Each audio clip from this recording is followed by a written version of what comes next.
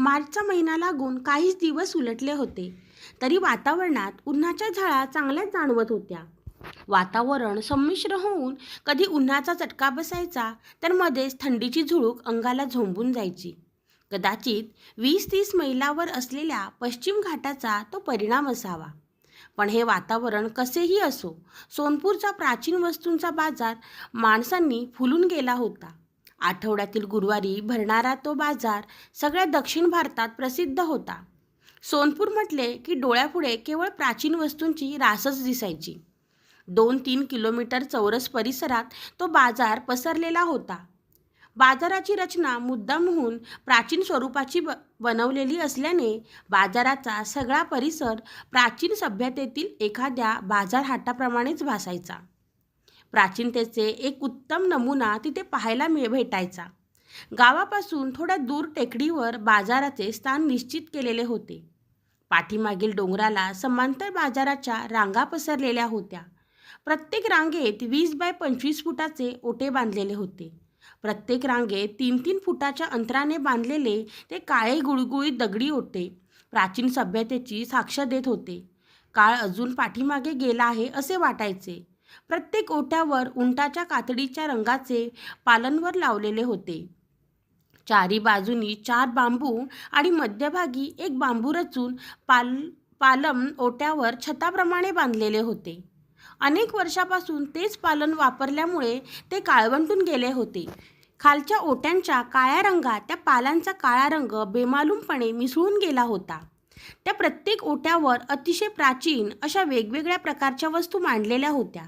सगळ्या वस्तू दुर्मिळ असायच्या. त्यांच्याकडे प्रथमदर्शनी पाहिले की ते जाणवत होते.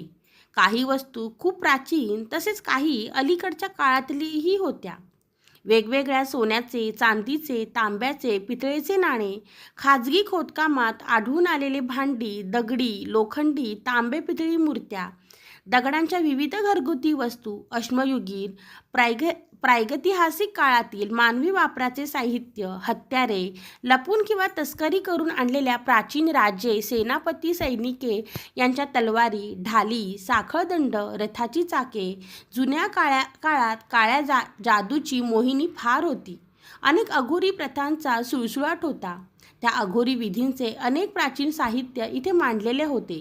दगडी कवट्या, चित्रविचित्र आकाराच्या मूर्त्या, लाल रंगाचे गोटे, मानवी अवयवांपासून बनवलेल्या माळा, हाडांचे अलंकार, तसेच राजवाड्यातील जुन्या खुर्च्या, हातपंखे, वस्त्रे, उजेडाचे दिवे, कंदील बाजारात ओळीने मांडून ठेवलेले होते.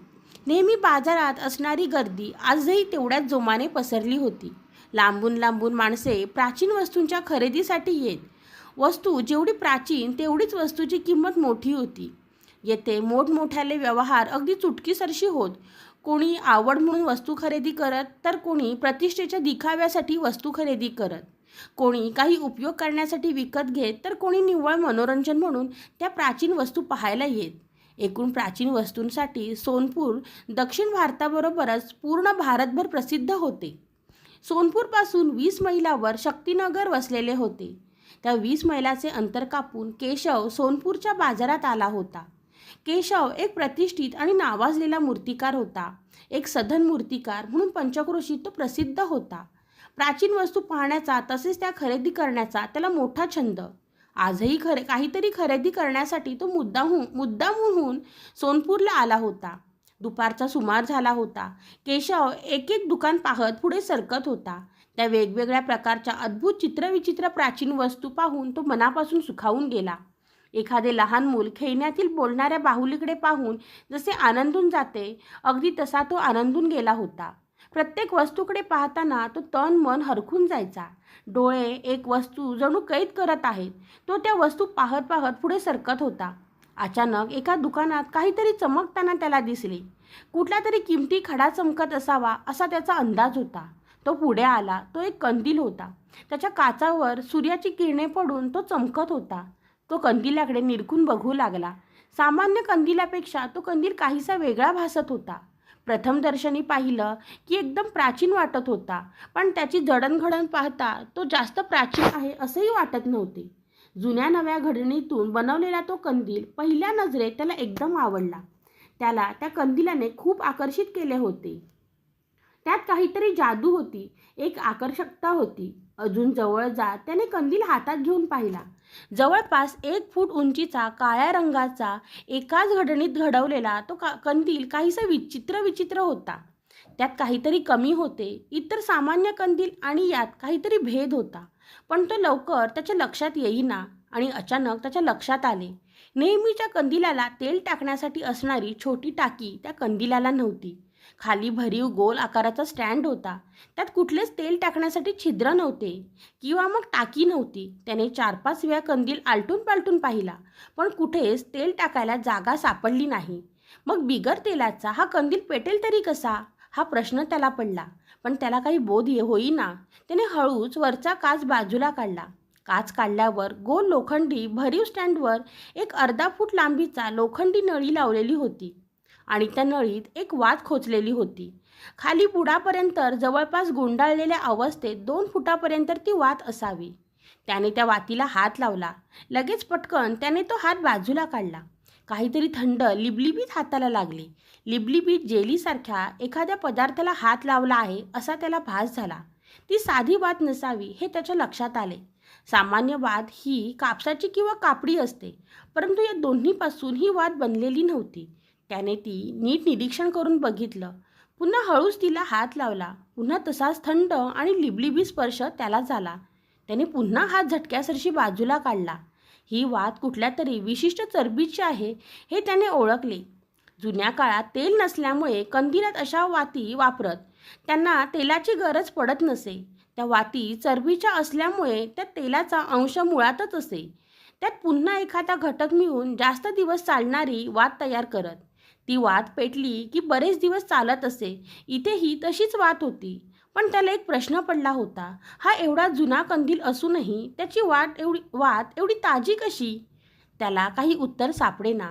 पण ते काहीही असो, त्या कंदिलात काहीतरी आकर्षित करणारे होते. एवढी साधी रचना असणारा तो कंदील कुठल्या तरी आंतरिक शक्तीने परिपूर्ण आहे असे त्याला वाटत होते. कुठली तरी एक जाणीव केशवच्या मनात उमटली. तो कंदील खरेदी करण्याची. त्याची उर्मी वर उफाळून आली. त्याने कंदिलाचा काच त्यावर ठेवून दिला. तो खरेदी करण्याचा त्याने पक्का निश्चय केला. पुन्हा थोडी पाहणी करून शेवटी त्याने तो कंदील खरेदी केलाच. उजव्या हातात तो कंदील धरून तो आपल्या गाडीत बसला आणि गावाकडे निघाला. विजयनगर 500-600 घर असलेले मध्यम स्वरूपाचं गाव. गावात एक मोठ्या वाड्यात केशव, त्याची पत्नी अनिता आणि त्याची एकुलती एक मुलगी भार्गवी राहत होते. तसं समाधानी कुटुंब ते. घरी सगळ्या सुखसोयी होत्या. घरी अमाप पैसे, अलंकार, द्रव्य, किमती वस्तू, देखाव्याच्या वस्तू उपलब्ध होत्या. भौतिक वस्तूंनी घर भरून गेले होते. अनेक दुर्मिळ वस्तू घरात ठिकठिकाणी मांडलेल्या होत्या. घरी 3-4 रक्षक ठेवलेले होते. कामाला दिवसा माणसे येत. सगळे जिथल्या तिथे होते. केशव दगडापासून, धातूंपासून, संगमरवरी पाषाणापासून मूर्त्या बनवायचा. त्या बाहेरच्या देशात निर्यात करायचा. तेथील मोठमोठ्या लोकांना विकायचा. त्यातून तो अमाप पैसे कमवायचा. एकंदरीत आरामशीर चालणे आयुष्य जगत होता तो. 1-2 तासात केशव गावात पोहोचला. कंदील हातात घेऊन तो घरी आला. संध्याकाळी निवांत वेळ काढून त्याचे निरीक्षण करू असा विचार करून त्याने अलमारीत तो कंदील बंदिस्त करून टाकला. असेच 2-3 दिवस उलटले. संध्याकाळचा सुमार झाला होता. वातावरणात अंधार दाटून येत होता. हळूहळू वातावरण काळवंडून आले होते. केशव, त्याची बायको, मुलगी रात्रीचे जेवण करून झोपायच्या तयारीत होते.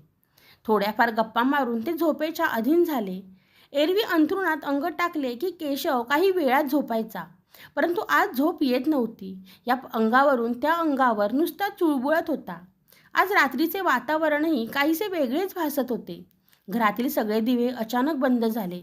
कदाचित वीज गेली असावी. पर्यायी दिवे लागले नाहीत. कदाचित तेही बंद झाले होते. दिवे बंद झाल्यामुळे काळोख दाटला होता. त्याला आश्चर्य वाटलं. सगळेच दिवे कसे बंद झाले? रक्षकांना आवाज द्यावा अशी त्याची इच्छा झाली, पण त्याला उठायचा कंटाळा आला. येईल थोड्या वेळात वीज असे म्हणून तसाच अंथरुणात पडून राहिला. अंधाराने सगळे घर व्यापले होते. काहीशी विचित्र हुरहुर मनाला लागून गेली होती. घनघोर अंधारात कोणीतरी दबा धरून बसले आहे अशी जाणीव होऊन त्याला होऊ लागली. केशव झोपेतून उठला. जागेवरच बसून राहिला. बाजूलाच बायको, मुलगी झोपी गेल्या होत्या. आज काहीतरी विचित्र घडणार आहे अशी जाणीव त्याला होऊ लागली. तो उभा राहिला. थोडे पाणी पिल्यावर त्याला बरं वाटलं. तो चाचपडत मूर्तीशाळेत जाऊन आला, पण सगळीकडे अंधार असल्यामुळे त्याच्या नजरेत काही पडले नाही. तो पुन्हा येऊन अंथरुणात पडला आणि त्याला अचानक त्या कंदिलाची आठवण झाली. तो खाडकन उठून उभा राहिला. कसे तरी चाचपडत त्याने काडीपेटी हातात घेतली आणि पाठीमागच्या खोलीतील अलमारीजवळ गेला. अलमारीमधून कंदील बाहेर काढून शेजारच्या टेबलावर ठेवला. तो बाजूच्या खुर्चीवर बसला. कंदील बाहेर काढल्यावर अचानक वातावरणात काहीतरी बदल झाल्यासारखा वाटला. वातावरण त्याच्या विरोधी झाल्यासारखे वाटू लागले. खरं तर त्या अंधारात वातावरणात झालेला बदल त्याच्या नजरेस पडला नाही, पण वातावरणात खूप बदल झाला होता. घराभोवती कोणीतरी फिरत आहे. कोणाच्या तरी चोर पावलांचा आवाज येत आहे. आजूबाजूला कोणाची तरी उपस्थिती आहे असे त्याला राहून राहून वाटू लागले. पण या अशा अंधारात काय दिसणार? वीज गेल्याचा त्याला आता राग येऊ लागला. त्याने चाचपडत कंदिलाला हात लावला. त्यावरचा काच त्याने अलगद बाजूला काढला. त्याच्या हाताला ती कंदिलाची वात लागली. पुन्हा तो स्पर्श हाताला झाला, थंड आणि लिबलिबीत. त्याला कसं तरी झालं. त्याने एकदम मागे हात घेतला. का कोण जाणे, पण त्याला त्या वातीचा स्पर्श खूप तिरस्कारणीय वाटत होता. एखादा शेलाटी सर्प हातात धरावा तसा काहीसा तो स्पर्श त्याला लिबलिबीत वाटायचा. पण दुसरी एक बाजू होती. मनाने कितीही विरोध केला तरी त्याला वातीला स्पर्श करायचा मोह व्हायचा. पुन्हा पुन्हा वातीला स्पर्श करू वाटायचा. तो स्पर्श कितीही तिरस्कारणीय वाटत असला तरी त्यात काहीतरी अनामिक अशी शक्ती होती, आकर्षण होतं, जे त्याला पुन्हा पुन्हा त्या वातीला स्पर्श करण्याची आकर्षित करत होतं. सभोवतालची अशी विचित्र परिस्थिती, हातात काडीपेटी, समोर तो विचित्र कंदील, अवतीभोवतीचा घनदाट अंधार, अशा या वातावरणात त्याला तो कंदील पेटवायचा मोह झाला. पण मेंदूतून काही संकेत बाहेर येत होते. हा कंदील पेटवू नकोस अशी जाणीव ते करू देत होतं. कंदील पेटवला की काहीतरी अपशकुन घडेल, काहीतरी दुःखद घडेल असे त्याला राहून राहून वाटत होते. पण मनाची जिज्ञासा मोठी होती. ती स्वस्थ बसू देत नव्हती. ती कंदील पेटवायची आज्ञा देत होती. जिज्ञासा कधीकधी माणसाला एखाद्या कठीण परिस्थितीत अडकवू शकते किंवा आपल्या खूप मोठ्या समस्येचं कारणही बनू शकते. क्युरिओसिटी किल्ड द कॅट अशी उत्सुकता तुमच्या मृत्यूलाही कारणीभूत ठरू शकते. अचानक माचीस काडी पेटल्याने आजूबाजूचा अंधार लुप्त झाला. काडीचा उजेड अवतीभोवती पसरला. सभोवतालच्या वस्तू दृश्यमान झाल्या. त्याचे आकृतिमान डोळ्यात उमटून गेले. समोर टेबल होता. त्याच्या शेजारी 2 खुर्च्या होत्या. त्यातील एका खुर्चीवर तो बसलेला होता आणि त्या टेबलावर तो कंदील होता. शेजारीच कंदिलाच्या वरचा काच काढून ठेवलेला होता. कंदिलाच्या वरच्या स्टँडवर अडकलेल्या लोखंडी पाईपमधून इंचभर वात वर आलेली होती. त्याच वातीला अग्नी लावला की कंदील पेटणार होता. त्याचा उजेड आजूबाजूला पसरणार होता. त्याने वर आलेल्या वातीवर ती पेटलेली काडी धरली. बराच वेळ काडी वातीवर धरूनही वातीने पेट घेतला नाही. पहिली काडी विझली होती. त्याने पुन्हा दुसरी काडी पेटवली. पुन्हा अंधार जाऊन उजेड झाला. त्याने वातीवर काडी धरली. हळूहळू वात पेट घेऊ लागली. चर असा आवाज होऊ लागला. काहीशा निळ्या पिवळ्या अशा रंगात वात जळू लागली. पण त्या व्यतिरिक्त एक हिरवट रंगही आजूबाजूला पसरला होता. क्षण 2 क्षण गेले. वातीने चांगलाच पेट घेतला. संत गतीने वात जळू लागली. कंदिलाचा प्रकाश चांगलाच मोठा पडला. सगळी खोली प्रकाशाने उजळून निघाली. केशवला तो प्रकाश पाहून आनंद झाला. तो मनातून सुखावून गेला. सगळीकडे आजूबाजूला अंधार आणि त्यात कंदिलाचा प्रकाश पडल्याने तो प्रकाश मोहक वाटू लागला. संथ जळणाऱ्या त्या वातीकडे बघून तो हरखून गेला. त्यातील पिवळा, निळा आणि काहीसा तो हिरवट प्रकाश पाहून तो मोहरून गेला. तो प्रकाश त्याला आनंदी वाटू लागला. त्याचे डोळे एकटक त्या वातीच्या प्रकाशावर स्थिर झाले. हळूहळू त्याला कसला तरी गंध येऊ लागला. तो सौम्य गंध नाकात शिरू लागला. पण तो गंध कसा होता हे सांगणं कठीण गेलं असतं. पण तो निश्चितच चांगल्या सुवासिक फुलासारखा नव्हता किंवा मग एकदम सडक्या अंड्यासारखा घाणही नव्हता. तो चांगला किंवा वाईट असा कुठल्याच प्रकारचा नव्हता. त्या गंधाने त्याला काही मोठे नुकसान झाले नाही, परंतु एक प्रकारची स्थिरता त्याला प्राप्त झाली. त्याची नजर त्या कंदिलाच्या वातीवर स्थिर झाली. अगोदर सौम्य असणारा गंध आता गडद होऊ लागला. तो गंध नाकाला झोंबू लागला. जसा तो गंध श्वासाद्वारे उरात जाऊ लागला तशी तशी त्याची जाणीव कमी होऊ लागली. हृदयाचे ठोके मंद झाल्यासारखे जाणवू लागले. डोळे जड पडत आहेत असे वाटू लागले. आजूबाजूचा परिसर स्वतःभोवती फिरत आहे किंवा मग तो स्वतः त्या परिसराभोवती गोल गोल चक्रा मारत आहे असा काहीसा भास त्याला होऊ लागला. शरीरातून काहीतरी निघून जात आहे, शरीर क्षीण होत आहे ही जाणीव त्याला होऊ लागली. कंदिलाचा उजेड आणि त्या वातीचा गंध सामान्य नाही हे त्याने जाणवले. काहीतरी विषारी रसायन त्या वातीला लावलेले असावे हे त्याने ओळखले. पण आता उशीर झाला होता. कंदिलाची वात विझवण्याची त्याची हिंमत होईना किंवा मग वात विझवण्या एवढी शक्तीही त्याच्या शरीरात उरली नव्हती.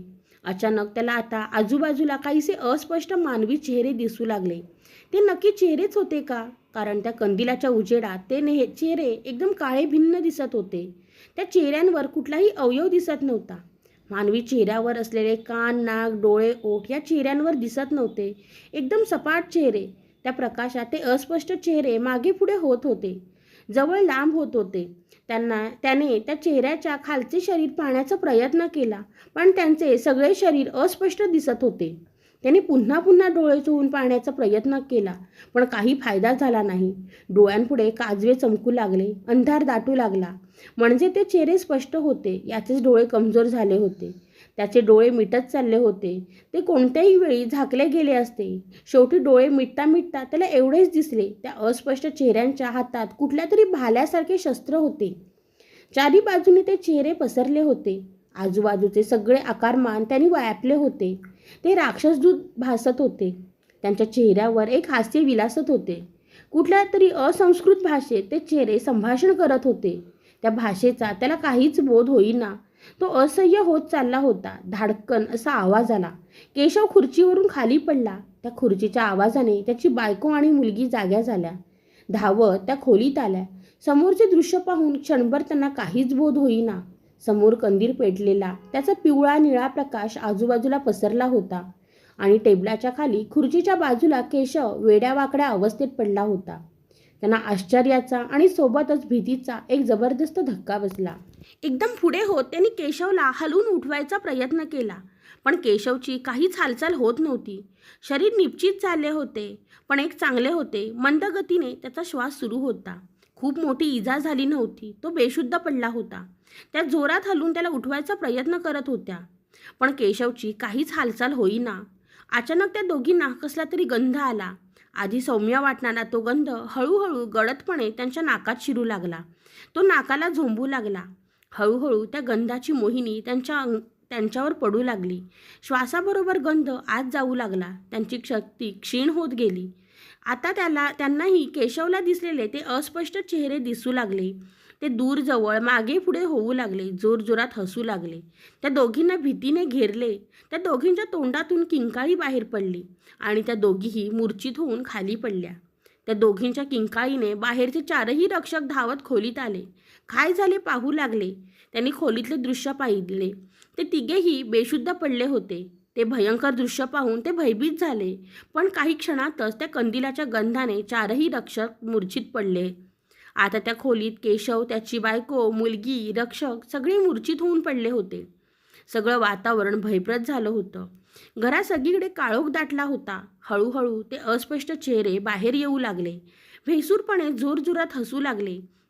त्या कंदिलाच्या प्रकाशात ते सगळे चेहरे भीतीदायक दिसत होते. त्यांच्या हातातील ते भाल्यासारखे शस्त्र चमकत होते. त्यांच्यापैकी एक जण पुढे आला. हात लांब करून त्याने कंदिलाची वात विझवून टाकली. कंदील विझला. सगळीकडे पुन्हा अंधाराचे साम्राज्य पसरले. हळूहळू ते अस्पष्ट चेहरे सगळीकडे घुमू लागले. घरात सगळीकडे ते चौफेर पसरले. सगळे घर त्यांनी व्यापून निघाले. मोठे आवाज होऊ लागले. काहीतरी ओढल्याचा, काहीतरी तोडल्याचा, काहीतरी सरपटण्याचा, तोडफोड केल्याचा आवाज घरभर घुमू लागला. सगळ्या घरात मोठा गोंधळ निर्माण झाला. बराच वेळ या गोंधळाचा कार्यक्रम चालू होता, परंतु घरातील सगळेजण बेशुद्ध असल्याने त्यांच्या कानावर हा गोंधळ कधी पोहोचलाच नाही. सकाळ झाली. सूर्याचे आगमन झाले होते. सकाळ खरे तर प्रसन्न करणारी होती, पण केशव जड झालेल्या अंगाने उठला. शरीरात वेदना होत होत्या. खुर्चीतून खाली पडल्यामुळे त्याचे अंग ठणकत होते. डोळे चुरचुरत होते. 8-9 तास तो बेशुद्ध होता. त्याने आजूबाजूला पाहण्याचा प्रयत्न केला. बाजूला त्याची बायको, मुलगी, रक्षक अजूनही बेशुद्ध पडलेले होते. अचानक त्याला कालच्या रात्रीचे स्मरण झाले. त्याच्या मनपटलावर रात्रीचा सगळा प्रसंग आला. त्याने टेबलवरच्या कंदिलाकडे नजर वळवली, पण रिकामा टेबल पाहून त्याला आश्चर्य वाटले. कंदील टेबलावर नव्हता. त्याने इतरत्र पाहण्याचा प्रयत्न केला, पण कंदील कुठेच दिसेना. त्याने ते सोडून दिले. त्याने बायको, मुलीला आणि रक्षकांना उठवले. संभ्रमित अवस्थेत ते सगळेजण उठले. क्षणभर त्यांना कशाचाच बोध होईना. थोड्याच वेळाने सगळे काही पूर्वपदावर आले. ते सगळेजण मूर्छित होऊन पडले होते. त्या कंदिलाच्या गंधाचा हा सगळा परिणाम होता. त्या गंधाने सगळेजण बेशुद्ध झाले होते. कंदीलही गायब झाला होता. ते सगळेजण उठून बसले. कंदील शोधायचा प्रयत्न केला, पण सर्व घर फिरून पाहिले. कंदील कुठेच सापडला नाही. परंतु सर्व घरात सगळा पसारा अस्ताव्यस्त पडला होता. तिजोरी, मोठी अलमारी तोडली होती. किमती मूर्त्या, सोन्याचे अलंकार, एक एक करून जमवलेल्या प्राचीन वस्तू सगळं लंपास झालं होतं. एकही किमती वस्तू जागेवर नव्हती. सगळं घर रिकामं होतं. भिंतीवरची कृत्रिम पक्षी असलेली घड्याळंसुद्धा जागेवर नव्हती. त्याने मूर्तिशाळेत चक्कर टाकली. तेथील सर्व दगडी, पितळी, पंचधातू असलेल्या मूर्त्या गायब होत्या. सगळे घर साफ करण्यात आले होते. घरी मोठी चोरी झाली होती. काय समजायचं ते सगळे केशव समजून गेला.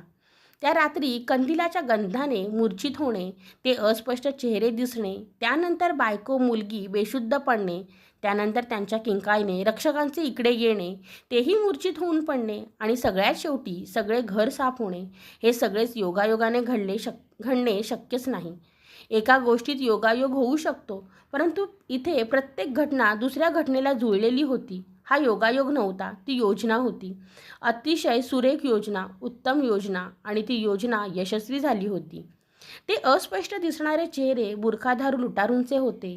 ते त्याला आता समजले. पण आता काय फायदा? जे व्हायचं ते झालं होतं. कंदिलाच्या वातीला मूर्छित होणारा गंध लावलेला होता. त्या गंधाने सगळी योजना यशस्वी केली होती. ते 5 जण मजेत चालत सोनपूरच्या प्राचीन बाजारात आले. एकाच्या हातात कंदील होता. हो, तोच कंदील, थंड आणि लिबलिबीत वातीचा. त्यांनी एका दुकानदाराला एकदम रास्त भावात तो कंदील विकला. दुकानदाराने तो कंदील विक्रीसाठी दुकानात ठेवला. आता ते 5 जण त्या दुकानाच्या बाजूला एका आडोशाला थांबले. पुन्हा एखादा केशवसारखा खरेदीदार येण्याची वाट बघत.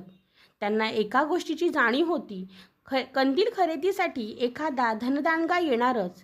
एकदा हा त्याने कंदील खरेदी केला की मग तिथून पुढे त्यांची योजना सुरू व्हायची. आधी त्याचा पाठलाग करायचा, त्याचे घर बघायचे, एखादी चांगली शुभरात्र बघून घरातील लाईट बंद करायचे, मग कंदील पेटवण्याची वाट पाहायची. मग बुरखा घालून घरात घुसायचे आणि सगळे घर साफ करायचे. आणि हो, न विसरता तो कंदील उचलून घ्यायचा पुढच्या चोरीसाठी.